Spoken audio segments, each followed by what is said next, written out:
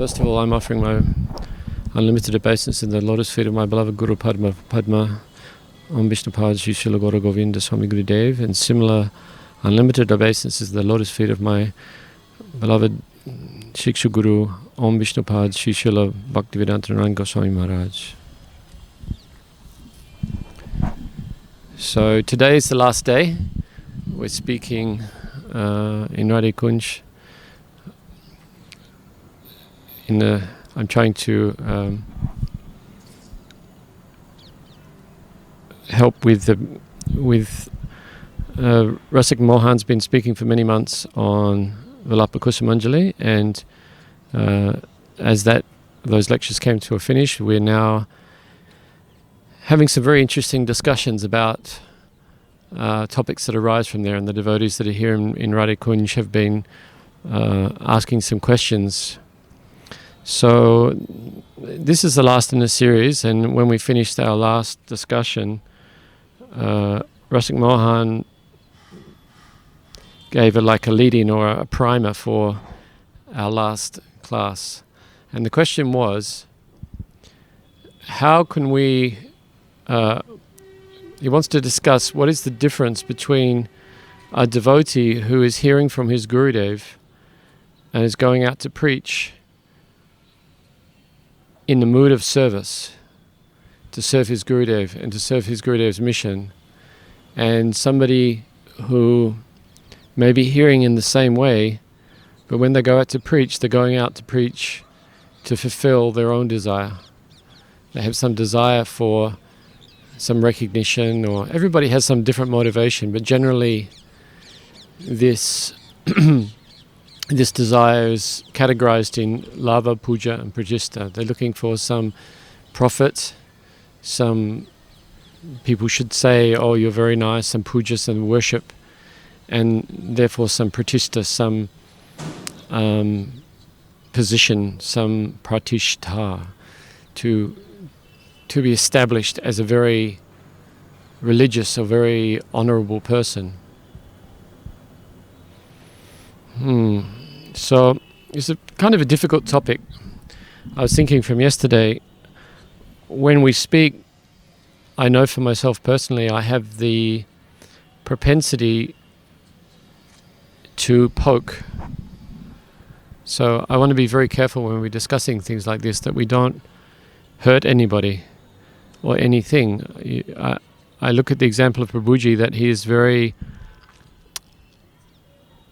very careful to glorify people who may be even against him. He's always speaking very fondly of ISKCON, and I think he would be. I remember yesterday I was saying I was making like a joke, but some sharpness was there in saying that, and it's necessary. But I think if you look at it, it's not necessary, but the observations are not incorrect. But we have to be very careful how we apply them, and we should also give the context.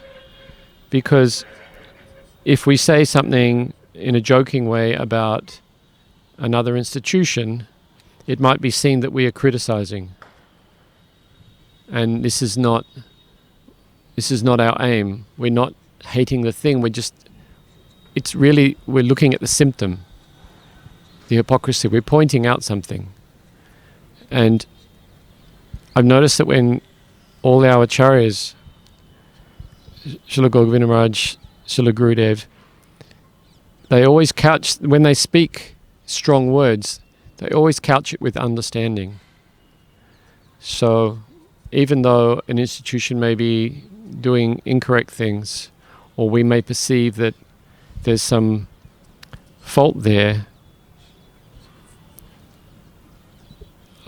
I can't say for myself that I'm doing it with love, but there's,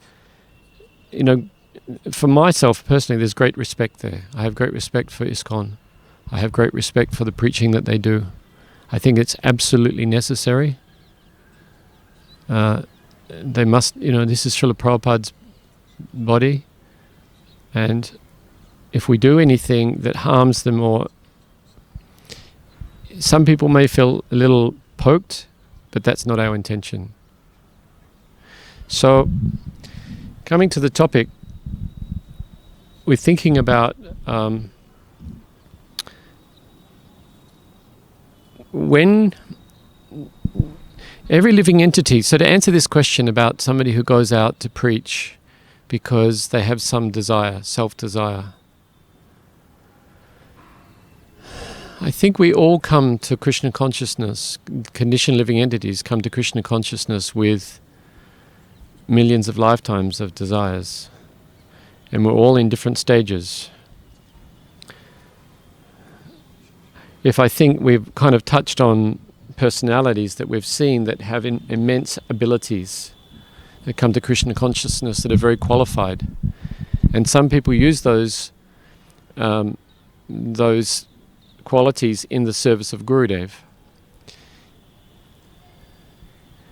If you look at the original mission of Srila Bhaktisiddhanta Saraswati Thakur, which is when the preaching mission really began. This is when our Gaudiya line went from like Babaji line, even Srila Bhaktivinoda Thakur finished the end of his Leelas in Babaji Vesh. But Srila Bhaktisiddhanta Saraswati Thakur famously took a great vow and then established this Tridandi Sannyas. So his mission, to establish his mission, he collected all these incredibly qualified personalities and began the preaching. And we see this is going on today. Devotees are discussing, like, we are in war with Maya. So the acharyas, they collect up all these personalities and it's like they're cannon fodder, he's pushing them in the cannon and firing them out.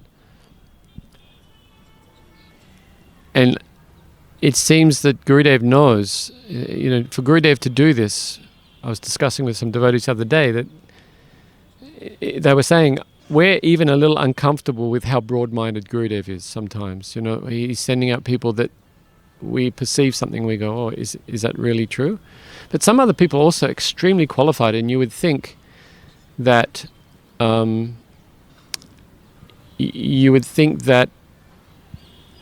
they wouldn't possibly be able to fall down.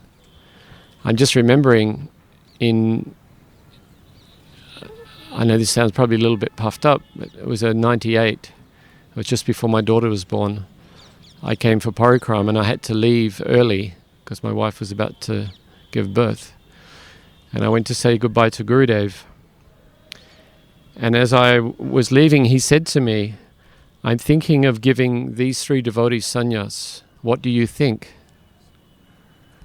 And I was saying, Gurudev, why are you asking me? Like, I'm this young devotee, I'm just about to have a child. It just seemed to me that it was really an unusual question to ask me. Why would Gurudev ask me about giving sannyas to people? So I expressed that to Gurudev, and Gurudev said, I don't care, I just want to hear what you think.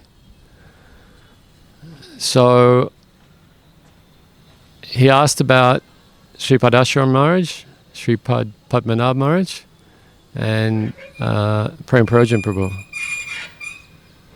And I remember saying to Gurudev that for Prem Prayojan, by his intelligence, I think anything is possible.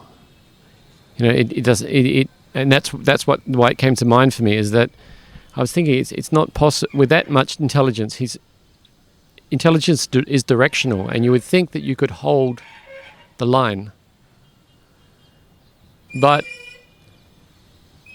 or at the same time there was a sense there was something missing.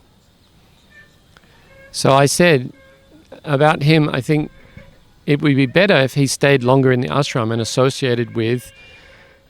But at that time, Madhav Maharaj and Bon Maharaj and Tirtha Maharaj had not been initiated, and Premananda Prabhu. Nobody had sannyas. No, Gurudev had not given. This was the first time Gurudev had given sannyas. So I said I think it would be better if he stayed in the ashram with them first for some time to absorb more of that mood, that service mood. 98. Yeah. And then I said, Ashram Maharaj, I said, you give him sannyas, you don't give him sannyas, nothing will change. Because he's like that. And I said, Padmanabh Maharaj, I just came back actually, he's just taken me on a Doklo tour of Mathura. So, and Padmanabh Maharaj has been chastising me ever since, because he said I delayed his sannyas by 1 year.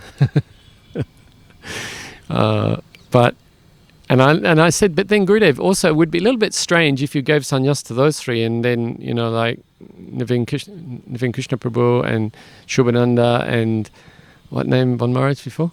Shukananda Prabhu, they were not sannyas, because it would seem unbalanced, because to me, Gurudev had said some things to me about them, and that they are very, very elevated. So I think I remember the first initiation was Bon Maharaj and what was Prem Pradeep's Prem Parajan's sannyas name? Aranya and Bon, right? Means both forest. So Bon Maharaj was going to be Aranya Maharaj, and they swapped in the last minute.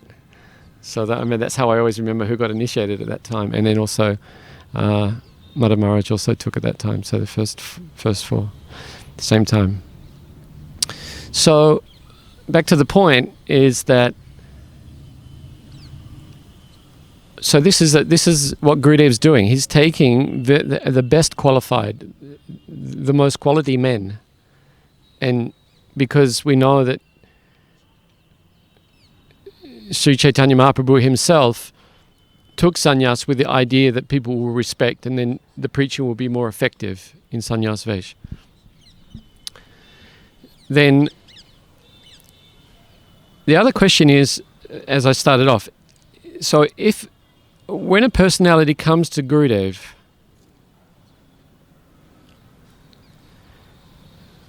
we are all but a jeev, and we're all coming with these desires. So this is the mystery. Why is it that some get deviated and try to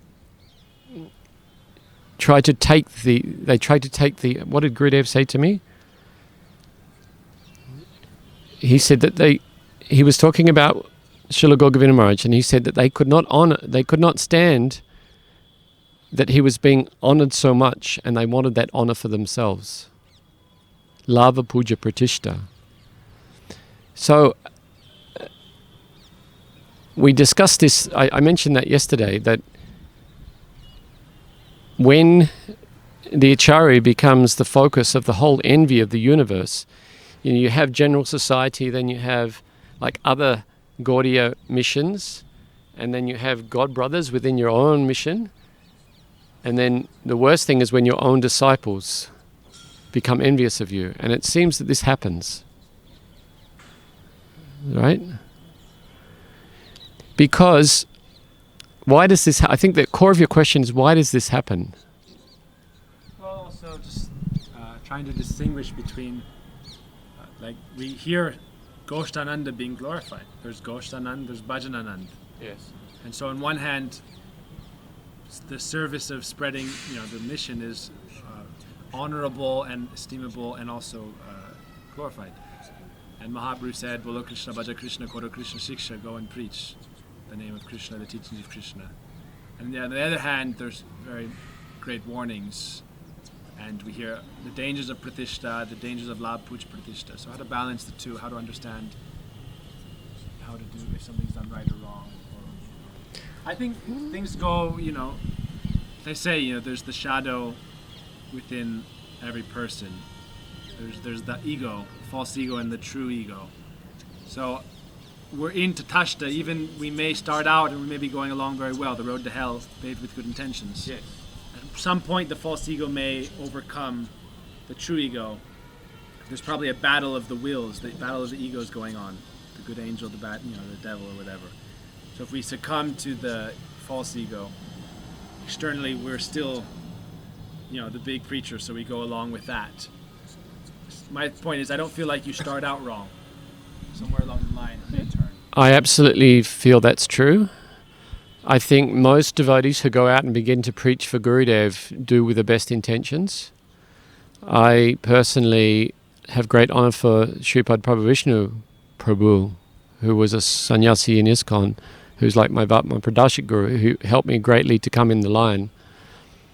And he said to me that, after all of the gurus in ISKCON fell down, and then they opened it up and said, right, they actually kind of pushed him. They said, we want you to initiate, you're very qualified. And he was doing preaching in Ireland or in his place, and he was like, I don't know if I really want to do this. But then you can see within a short period of time, by the time that was in 86, so he started initiating in 86, 87. I met him around that time. By the time I arrived in Bhubaneswar in 1990, he was already completely bewildered. How many years did it take? 4 years. Yeah, he was telling, he was already thinking, these disciples are mine. I shouldn't let anybody go to Gaur Govinda Maharaj. It's funny, I was thinking this because one of my godbrothers was in Perth, and he'd just been he was a disciple of Prabhu Vishnu Maharaj, and he'd just flown back from India, and on the flight he happened to sit next to Srila Gaur Govinda Maharaj. So such a great fortune. And then he came to Perth, but Guru Maharaj left him in Singapore and went to Brisbane, and he came back to Perth. So we travelled for like 1 or 2 months, and we got to Perth. Guru Maharaj gave amazing lectures about serving Srila Prabhupada, and you could see the light went on, and he was like, I've got to take this sadhu sangha, I've got to take shelter of this sadhu. And he wrote to his Guru Maharaj and said, can I go to Bhubaneswar and take association? And I just happened to be sitting in the president's office when the fax return came back, and he wrote there, I've not met Srila Gaur Govinda Maharaj, so I don't know much about him.